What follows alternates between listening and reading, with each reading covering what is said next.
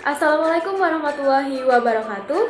Saya Dina Fiza Ofira dengan NIM 2023 143634 dari kelas 2 Ki mata kuliah Pendidikan Agama dengan dosen pembimbing Bapak Dr. Hendra Wijaya, Sarjana Agama Magister Pendidikan Islam, Program Studi Pendidikan Guru Sekolah Dasar, Fakultas Keguruan dan Ilmu Pendidikan, Universitas PGRI Palembang.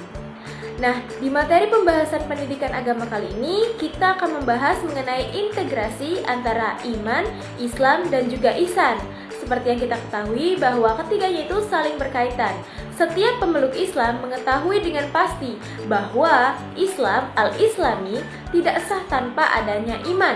Dan iman juga tidak akan sempurna tanpa adanya ihsan. Jadi sebaik-baiknya ihsan akan mustahil tanpa adanya iman.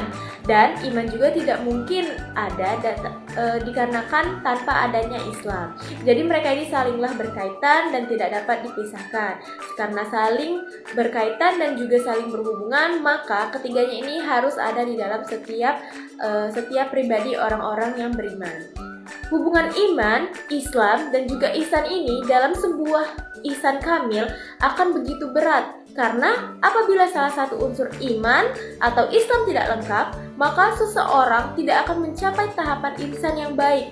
Apalagi menjadi seorang ihsan kamil yang mengerti mengenai iman dan juga seseorang yang menganut kepercayaan itu secara benar-benar menyeluruh. Nah, di antara ketiganya ini mengenai iman, Islam, dan ihsan tentunya ada perbedaan. Kita akan bahas dulu mengenai iman. Jadi, iman ini adalah keyakinan atau kepercayaan yang sudah ditanamkan di dalam hati atau diniatkan sehingga seseorang itu telah percaya apabila ia telah mengimaninya. Iman ini mengandung arti tentang ketentraman dan juga kedamaian tentang hidup yang bersifat kalbu. Jadi, iman ini muncul sebagai kata lain sebagai bentuk amanah. Allah berfirman dalam surat Al-Hujurat ayat 15 yang artinya, sesungguhnya orang-orang yang beriman itu hanyalah orang-orang yang beriman kepada Allah Subhanahu wa Ta'ala dan Rasul-Nya. Jadi kemudian mereka tidak ragu dan mereka berjuang dengan harta dan jiwa mereka pada jalan Allah, maka mereka itulah orang-orang yang beriman. Nah, jadi dapat dikatakan bahwa orang-orang yang beriman itu adalah orang-orang yang berjalan dengan benar di jalan Allah dan jalan para rasulnya, sehingga harta, jiwa maupun pribadi mereka itu akan selalu senantiasa mengingat Allah Subhanahu wa Ta'ala. Dan tentunya kita pasti sudah tahu mengenai rukun iman yang ada di dalam Islam itu ada 6. Yang pertama, iman kepada Allah. Yang kedua, iman kepada malaikatnya. Yang ketiga, iman kepada kitab-kitabnya. Yang keempat, iman kepada rasulnya. 5, itu iman kepada hari akhir. Dan yang keenam, itu iman kepada qada dan juga qadar atau takdir yang telah dituliskan dalam Lauhul Mahfuz kita. Nah, setelah dari iman, tentu sangatlah erat kaitannya dengan Islam. Jadi, Islam adalah sikap atau perbuatan yang beramal yang kita pegang dalam kehidupan dari dalam diri kita sendiri. Islam ini mengandung arti bahwa berserah diri, patuh, tunduk, dan juga taat sebagaimana memiliki makna selamat, aman, damai, dan penuh ketentraman. Islam ini merupakan agama yang telah disempurnakan dan didasarkan pada wahyu yang berasal dari Allah Subhanahu wa Ta'ala yang mencakup seluruh aspek kehidupan manusia. Jadi Islam ini dapat dikatakan sebagai agama yang telah dikatakan sebenar-benarnya dan agama yang paling membenarkan sesuai dengan ajaran-ajaran terdahulu. Orang yang sudah masuk Islam dinamakan muslim dan muslimah, yaitu orang yang menyatakan dirinya telah taat, menyerahkan diri kepada Allah dan patuh kepada Allah, sehingga mereka melakukan aslama. Orang ini akan terjamin keselamatan di dunia maupun di akhirat. Karena apabila orang yang telah beriman dan mempunyai Islam, orang tersebut akan menjalankan semua peraturan yang telah dibuat oleh Allah dan menjauhi segala larangannya. Seperti Allah berfirman dalam surah Al-Baqarah ayat 112 yang artinya, tidak demikian, bahkan barang siapa yang menyerahkan diri kepada Allah sedang ia berbuat kebajikan terhadap mereka dan tidak pula berserah diri. Jadi Islam ini datang untuk menyempurnakan agama yang telah dibawakan oleh Nabi terdahulu. Seperti yang kita ketahui bahwa rukun Islam itu ada 5, yaitu pertama mengucapkan 2 kalimat syahadat, yang kedua itu sholat, seperti yang kita jalani ada sholat fardu dan juga sholat sunnah, yang ketiga puasa, yang keempat zakat, dan yang terakhir itu haji bagi seseorang yang sudah mencukupi syaratnya dan mampu. Kemudian tentang ihsan. Ihsan ini merupakan pernyataan dalam bentuk tindakan ataupun akhlak yang kita lakukan dalam kehidupan sehari-hari. Ihsan ini merupakan hasanah yang berbuat baik, terutama bagi diri kita sendiri dan juga orang-orang yang di sekitar kita. Maka, jika kita berbuat baik, maka kebaikan itu bagi diri kita sendiri. Dan jika kita berbuat jahat, maka kejahatan itu juga bagi diri kita sendiri juga. Allah tidak menyukai manusia yang melakukan kerusakan, apalagi kerusakan terhadap bumi, alam seisinya yang telah Ia ciptakan sebaiknya. Jadi, karena sebagaimana Allah telah berbuat baik kepadamu dan seisi alam ini, maka kita harus meyakini dan juga mempercayai bahwa ihsan yang kita lakukan dan ihsan yang kita terapkan dalam kehidupan sehari-hari ini juga merupakan suatu bentuk rasa syukur kita kepada Allah Subhanahu wa taala. Allah berfirman dalam Quran surah Al-Baqarah ayat 7 yang artinya, jika kamu berbuat baik, maka perbuatan baik itu bagi dirimu sendiri. Dan jika kamu berbuat jahat, maka kejahatan itu akan timbul pada dirimu sendiri juga. Dan apabila telah datang saat hukuman bagi kejahatan yang kedua, kami datangkan orang-orang untuk menyuramkan musuh-musuhmu. Jadi Allah tidak menyukai segala sesuatu yang bersifat tentang kejahatan. Maka dari itu kita sebagai umat muslim dan muslimah harus menghargai dan juga harus saling berbuat baik kepada siapapun. Kemudian ihsan ini harus ditujukan kepada siapa? Yaitu yang pertama ihsan kepada orang tua, ihsan kepada kerabat karib, ihsan kepada anak yatim dan fakir miskin, ihsan kepada tetangga, masyarakat dan juga teman dekat kita. Dan juga ihsan kepada ibnu sabil dan hamba saya. Ihsan dengan perlakuan dan ucapan kepada manusia, dan yang terakhir itu ihsan dengan berlaku baik kepada binatang. Tidak hanya dengan makhluk sosial, contohnya sebagai manusia, tapi manusia juga sebagai umat yang beriman dan Islam harus mempunyai ihsan yang baik terhadap hewan. Karena terkadang hewan itu mempunyai rasa kepekaan dan kita juga harus saling mengerti. Karena hewan juga merupakan salah satu ciptaan Tuhan yang harus kita jaga. Karena Allah tidak suka dengan seseorang yang telah merusak alam dan seisinya. Kemudian apa sih hubungan integritas iman, Islam dan juga ihsan? Iman, Islam dan ihsan adalah 3 konsep yang terkait saling melengkapi dalam memperkuatkan hubungan individu dengan Allah Subhanahu wa taala. Jadi, hubungan antara iman, Islam, dan juga ihsan ini tidak dapat dipisahkan satu sama lain. Karena iman yang kuat akan terikat dengan Islam, dan iman itu juga akan terikat dengan Allah Subhanahu wa taala.